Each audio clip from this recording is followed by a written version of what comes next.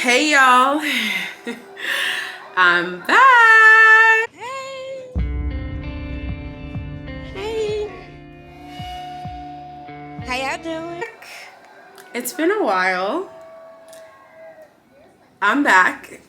I am filming this as a mom. So that's a new development since we last spoke. So you may hear some K-pop demon hunters in the background, and you may see me glance down because I have notes, because I want to make sure that there's things that I want to mention in this video that I've been thinking through. I've been meaning to make this video for so long. I've been meaning to make this video for so long, and I feel like now is the time.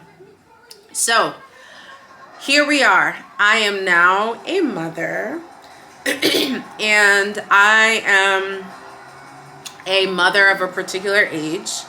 We all know that if you are a woman who gives birth over the age of 35, your pregnancy is classified as a geriatric pregnancy. So I was a geriatric mother child. But I'm here to share my journey and talk about my pregnancy, my birthing experience, and just offer some advice for anyone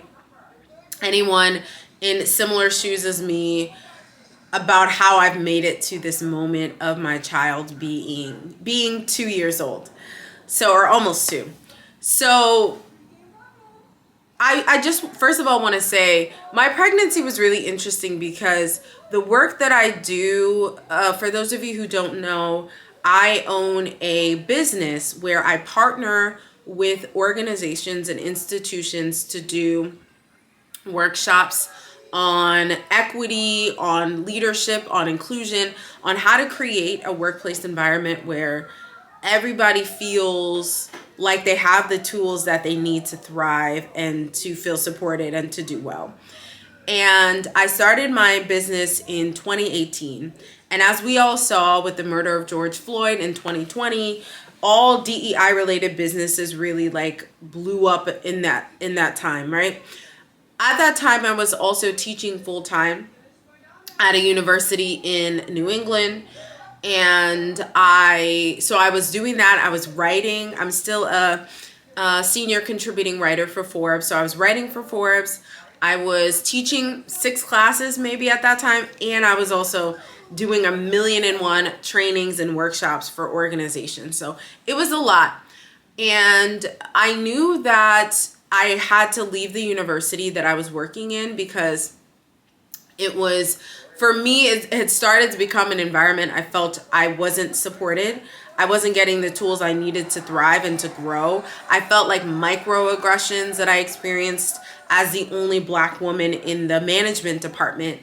A lot of people would have been like, and my partner was like, why leave a 6-figure, professor job? And it was because I was not growing in that environment. I did not feel supported. I experienced microaggressions and racism.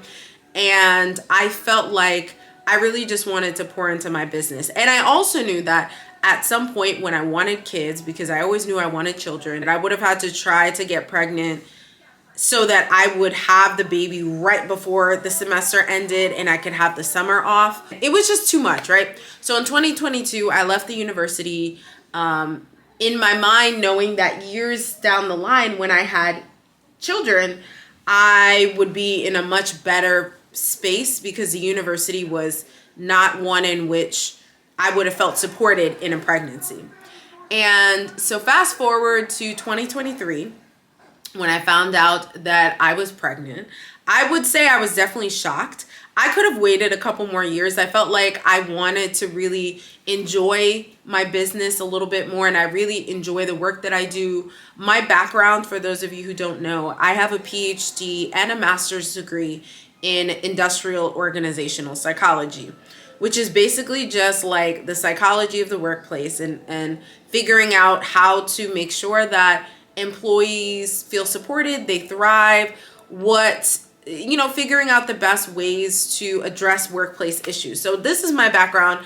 I'm really passionate and I really enjoy that work, right?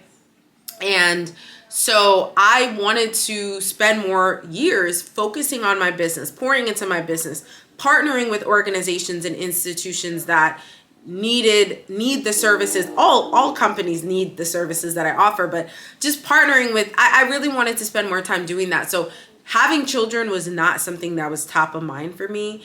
And I am not a competitive person. I am not moved and affected by the timeline, the invisible timeline that society tells me I should adhere to. And even though I was a woman of a particular age, I felt, like my friends, my partner's friends, my family, people would say things like, y'all have been married for XYZ amount of time. Why haven't you had children? Right? Because my partner and I, we were married for several years before we had a child.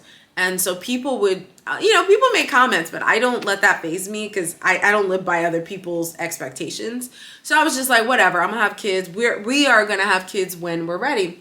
And my partner was ready. It was more so me who was like, I need more time. I need more time.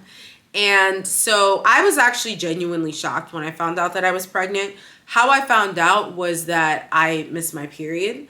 I had no other symptoms and I was cramping, but that's, you get cramps when your period is about to come on. So my period my whole life, thank God, has been very regular.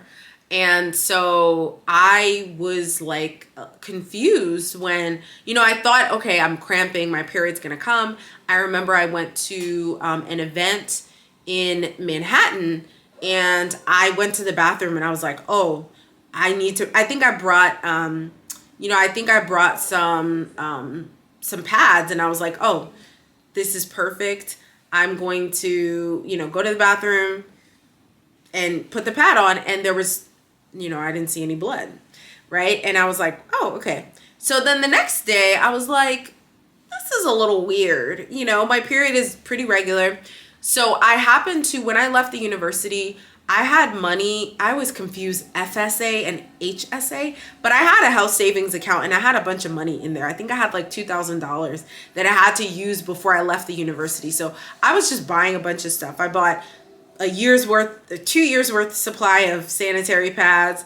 I bought pregnancy tests. I bought a heating pad. Anything that would qualify, I bought it all. I bought a lot of stuff. So I had this like supply of pregnancy tests that were still good, because it was just a prior year that I had quit the university.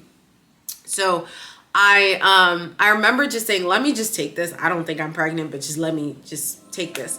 And I peed on 3 pregnancy tests and I waited. And that was like the longest 30 seconds of my life. Because I was like, what if I am pregnant? I'm not ready for a child. Like all of these thoughts were running through my mind. Even though I'm married, we've been married for several years. I'm a woman of a particular age. I have reached career success.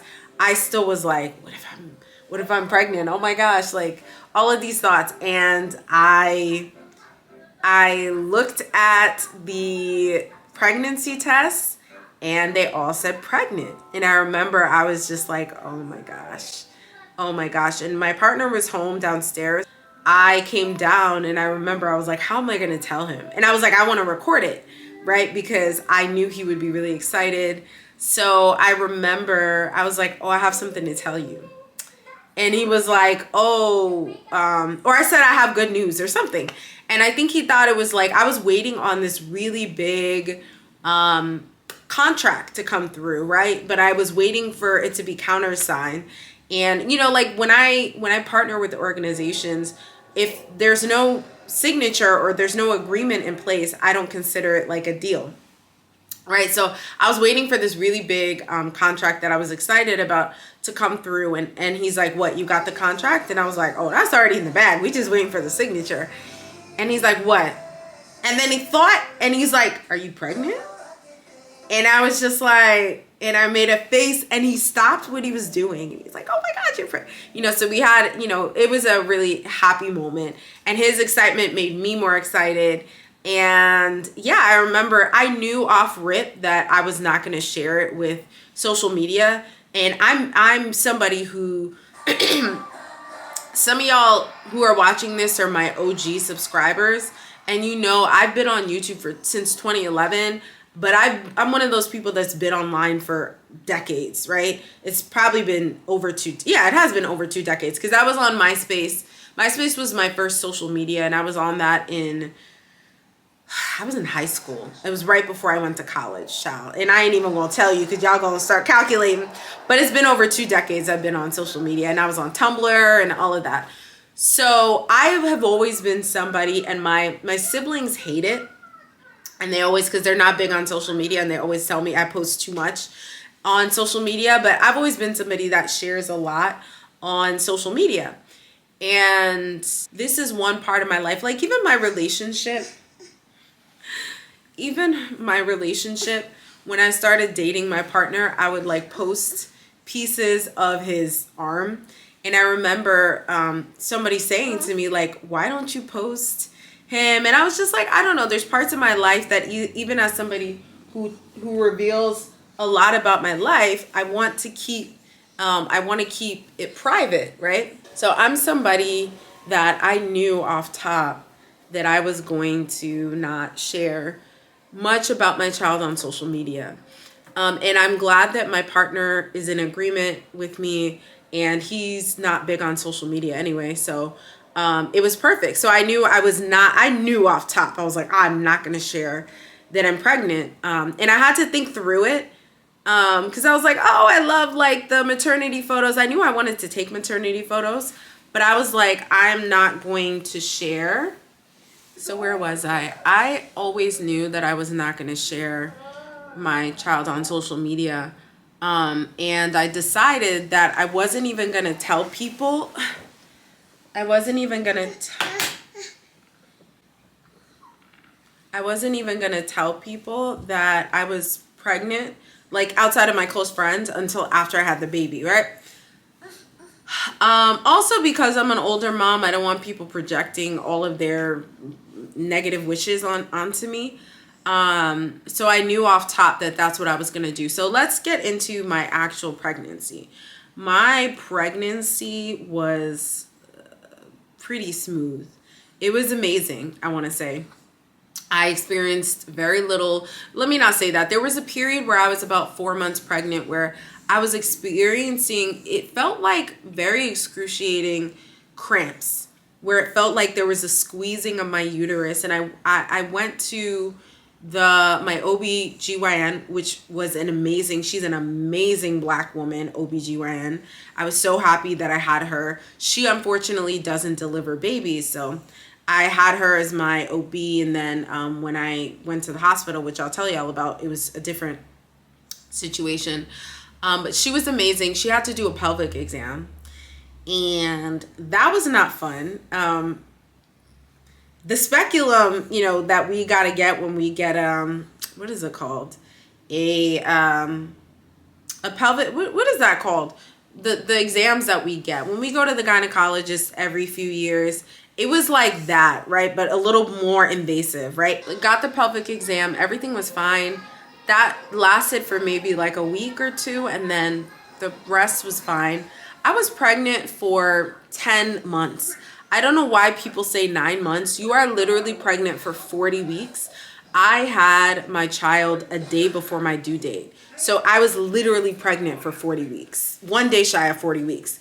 So the pregnancy was really smooth. I remember when I went to go get the test for them to tell you if you have gestational diabetes, I was so nervous because I'm somebody, I love sweets. And for the most part, I eat really healthy. But I knew when I was pregnant, I was going to eat what I wanted. And I did a lot of carbs because that's what I felt like. On a normal basis, I don't OD on carbs because carbs make me sleepy. So I'm also a person that lacks self-control when it comes to food. So because I know that about myself, I don't even put myself in a situation where I am gonna gorge on everything that's in the fridge. So I remember I would have waffles, Eggo waffles every morning. I loved that with some eggs. And I loved cinnamon graham crackers with peanut butter. It was amazing. So I remember I was eating and eating what I wanted, sweets and whatever. I was trying not to OD. And when I found out I had to take the test for gestational diabetes, I was so nervous because a friend of mine said she tested positive for gestational diabetes, and so your whole diet when you're pregnant has to change. You can't even enjoy eating for two. But one thing that I did do is I was working out 5 days a week while I was pregnant. And the reason I did that, I'm somebody who I work out regularly anyway. Prior to pregnancy, I would work out 4 days a week. And some of y'all may know this, some of y'all may not, but I did a couple bodybuilding competitions. So I am really into health, holistic health and fitness. And exercising is definitely a integral part of my life. And I saw a video from Beautiful Brown Baby Doll, Dr. Nina. If y'all don't follow her, you need to follow her on YouTube. But she was pregnant before I was. And I remember I would watch all of her videos, right? Because she was also an older mom. And she talked about how she was working out 5 days a week. And I was like, I love that. Why don't I do that? So I was like, now I should enjoy the time that I have, because once baby gets here, things will be different. So I was working out. I upped it. I remember I was doing 4 days, and then I saw her video, and I was like, and I was feeling good. I was feeling fine. Once I started to show more, people were so nice in the gym. It was interesting because men were like, are you okay? You got it? And I'm like, I'm good. I lift weights. And I lift heavy weights, and there were times that men would come up to me and they'd be like really helpful, right? And yeah, I remember seeing when I would see other pregnant people in the gym, which wasn't often, but here and there I would get so happy. So I had a really smooth pregnancy. I kept it off social media. Nobody knew but my close friends and my partner, of course, and my mom. And a lot of my friends didn't even find out until I text them like at 6 or 7 months to send them the baby shower information. So a lot of people didn't know. So I really wanted to, and I had no morning sickness. So that was really a blessing. And my child is as calm as my pregnancy was, because my child is so, like, as y'all can see, very cool, calm, and collected. Let's get into my pregnancy. Was really interesting, y'all. I talk about this more in my book, Decentering Whiteness in the Workplace, but 2023, I need to get somebody to do my birth chart and figure out what was going on in my birth chart at that time, because 2023 was a year. So not only did I find out I was pregnant in 2023, but my book came out. So I had my third book that came out called Decentering Whiteness in the Workplace, which was also the very first book that I published through a traditional publisher, right? I had published 2 books prior, Dirty Diversity and The Pink Elephant, but I self-published these. And I published them in 2020, right? Before George Floyd was a thing, I knew I wanted to publish these books. So I published the books, and then in October of 2023, my third book came out. We all know what happened October 2023. October 7th happened 2 weeks before my book came out. And I had a PR person I was working with, and she just wasn't able to get me a lot of placements in big publications because everybody was focused on what was happening with Israel and with the Palestinians and in Gaza and the genocide. And so it was a lot that was happening then. And I wrote this article. It was originally entitled it was something like 3 Ways to Decenter Whiteness in Your Workplace. When I tell you, I wrote the article, everything was cool. Forbes tweeted about the article and posted about it, and the article went viral on Twitter, catching the attention of our current VP. And he tweeted about the article. I think it was just a firestorm. I was attacked by right-wing media. At least they chose cute pictures, honey, because the pictures they chose, I felt like I was like, I'm cute. At least they chose cute pictures, but it was a lot because I was being attacked. They were calling me everything but a child of God, N-word this, N-word that, monkey this, monkey that, all in my inbox, and I just was like, I've been on YouTube since 2011. If you've been an OG on YouTube, you're gonna have dealt with racist calling you anything but a child of God. So I'm not fazed by that, right? Name calling on social media behind a bot account does not faze me. But my partner was nervous about me leaving the house and going to the gym by myself. So I remember when that happened, it was a lot. And I didn't feel fully comfortable promoting my book. This happened November of 2023. So I was just a couple months pregnant. I was in my first trimester. No, I was past my first trimester, but it was a lot, right? And so that happened during my pregnancy. So yeah, and if y'all want me to talk more about that, I actually I have a podcast episode. I have a podcast called Dirty Diversity where I talk a little bit about that. But if y'all want me to talk more about that experience, I can. So that happened. And, but outside of that, my pregnancy was really smooth. Let's talk about my birthing experience.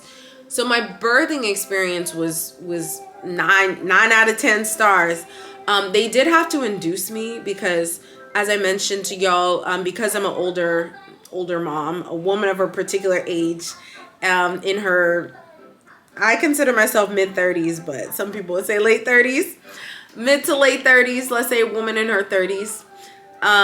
They were nervous. My OBGYN basically said there is research that basically says that if you are a woman over, if you're a geriatric pregnancy, going past your due date can increase the likelihood of complications with childbirth. So she encouraged me to do all of these natural ways to induce my labor naturally, right? You can walk on a curb is one of the things. My mom had okra for me, drinking okra water. Also, the dates, I'm a date girly. Or I tried all the stuff that they say. My makeup artist had told me that when she was pregnant, her mom, and she's Caribbean, so she said her mom had given her castor oil, but that it gives you diarrhea. So I was like, no, I'm not doing that. I'm not doing that. So I was just like, you know what? If they got to induce me, they got to induce me, right? So they ended up having to induce me. Well, what happened was I remember I went to the hospital on a Tuesday. It was the Tuesday before the Friday that was my due date. It was a routine checkup, and they did an ultrasound, and I was on my way to the gym. I was in my gym clothes. I was with my mom, who had come to help, and be here for the birth. And they were like, you can't leave the hospital. We can't. They said the baby's stomach was small, which to me, I'm like, y'all didn't see this throughout the pregnancy. They were like, oh, the baby's stomach is small. We need to induce you right now. And I was like, okay. So I called my partner, who was far. He was all the way in Brooklyn. And I was like, you need to come here because they say that I need to be induced. So I remember they induced me. I wasn't even able to I was in my gym stuff. I felt so disgusting. I just wanted a shower, right? I hadn't gone to the gym. I was about to go to the gym. So I was just feeling dirty, and I wanted to eat, but they were like, oh, we can't eat because we might. So girl, I was hungry. I was all kinds of, it was a lot going on. So they induced me. They plugged me with so many drugs. I can't even remember the names. I remember they gave me, child, I don't even remember all the names of the stuff. They had to put the balloon in me to try to rupture my membranes or something.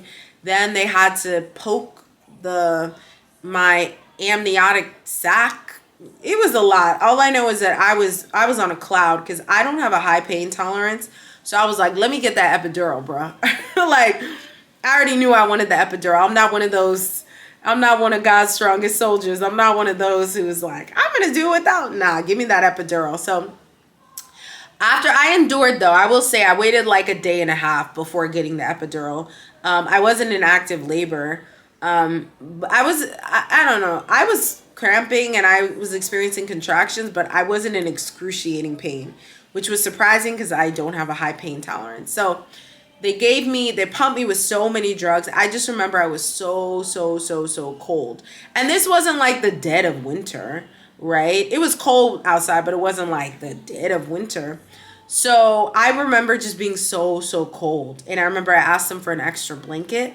That was the only thing where I couldn't really sleep because I was so cold. So fast forward, the hospital that I gave birth at, they have midwives who deliver the babies. Unless you are needing of a C-section, then they have a doctor that steps in. So I met the doctor, and my goal was to deliver vaginally, but of course I was like, whatever is needed, I'm with it.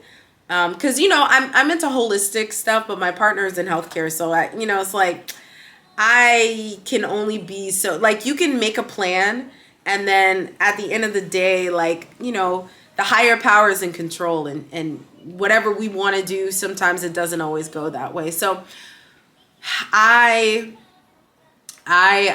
it was like 2.5 days of just feeding me with all kinds of drugs, and then I got the epidural, and then the midwives put me in all kinds of positions. So I would say, if I could recommend or give you advice if you're pregnant right now for the first time watching this, is to get a midwife. Make sure or request that a midwife, you're at a hospital that allows midwives to do the deliveries, because these midwives, her name was Sarah. She is so dope and amazing. She let me get into all different kinds of positions. I wasn't stuck to laying on my back with my legs open, which is not an ideal position for birthing anyway. But she let me get into different positions. They had a ball. Even though I had an epidural, I was able to stand, right, and do all of these different positions. And it was great. I remember they had a rope or a towel I was pulling and pushing. It was like so intriguing, right? And my partner was there. My mom was there. I had a doula. So that was amazing that I had a doula, even though my mom was like, who is this person? Right? As a West African mother, she's like, who is this person? Why do you need them? You have us. But I had a doula. And it was just amazing. The baby came out vaginally, no complications. I did have like 2nd degree, 3rd degree tearing. So the healing process was painful for sure. Let me tell you what was painful. When they took that epidural needle, the epidural needle is like the size of my head or longer. When they took that epidural needle out, let me tell you, I saw stars, because the epidural had started to wear off by then, and they had to take the needle out because there was a needle in my back that was like allowing the epidural to go and flow into my blood. Let me tell you, that hurt like hell. So yeah, I also was like pooping while I was pushing, which is a normal thing, but that was embarrassing. So that was my birthing experience. I had a pretty positive birthing experience. And my camera shut off because it said internal. It was too hot. So I'm gonna try to get through this quickly so it doesn't do that again. But I was saying that I was terrified because, as somebody who I'm keenly aware of the Black maternal mortality crisis and Black maternal health issues. I read about these issues. I remember while I was pregnant, there was the horrific story of the baby in Atlanta that was beheaded by a Black OBGYN who, I guess the baby's shoulders got stuck in between. There's something, it's called something, where I think they were trying to pull the head out and the head got stuck.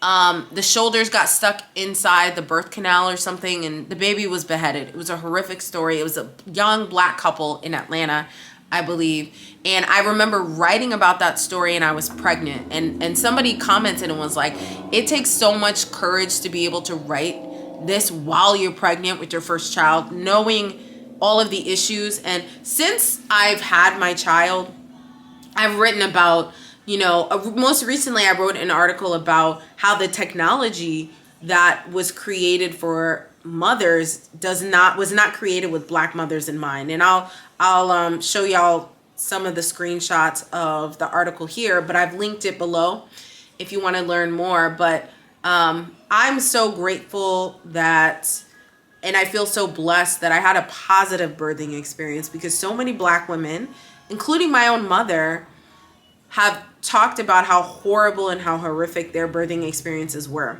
So one of the main points, besides me just sharing my experiences, documenting it for anyone who's pregnant for the first time out there who may find this to be insightful, is I wanted to share what helped me through my pregnancy and what has helped me 2 years postpartum. Because motherhood is hard, and I am a working stay-at-home mom. I'm home with the baby during the day. So what has gotten me through this period? I would say, first of all, being an older mom was the best decision I ever made.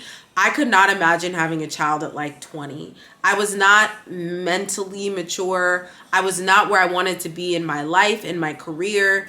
I would not have been as present of a mom as I am now that I'm like an older mom. Yes, I mean, my body isn't the same as it was however many years ago. So maybe I'm not able to run around all day without getting tired, and this child runs a lot. But I mean, maybe I would have had more energy, but I have a lot of energy because I'm somebody who works out a lot. So I think going to the gym, and I try to feed myself really nutritious food, that has helped me to, I feel like, keep my energy up. And yeah, I think that being an older mom was one of the best decisions I ever made. So if you're a 35 plus mom, I commend you. And I think that there is some research that indicates that there are a lot of benefits with being an older mom. So I'm going to drop some links in the description if you want to read more. Another thing that helped me through my pregnancy and this toddler period is my mom. My mom has been my hugest rock, my hugest support system. She is amazing. She has been my support because my partner's family doesn't live near us, or they're like a couple hours in the car, but I don't have any friends. All of my friends, live out of state. My siblings live out of state, so I don't have the community. And I know so many people talk about the importance of the village when you're raising a family and you're raising kids. And my mom has been so instrumental. She taught baby how to say different words, how to do different things, how to go up and down the stairs. So my mom has been such a huge support system for us. So tapping into and thinking about your support system, or if you're considering having kids, think about, like, in the city or town where you live, how many family members or friends that will actually help you with the baby are nearby.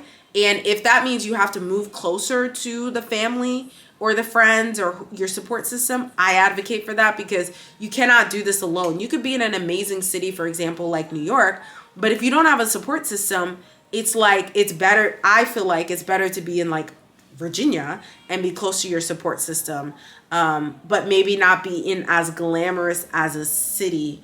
So that's what I think. I think another thing is, I did a lot of research beforehand. If you go on Eventbrite, there were classes for breastfeeding.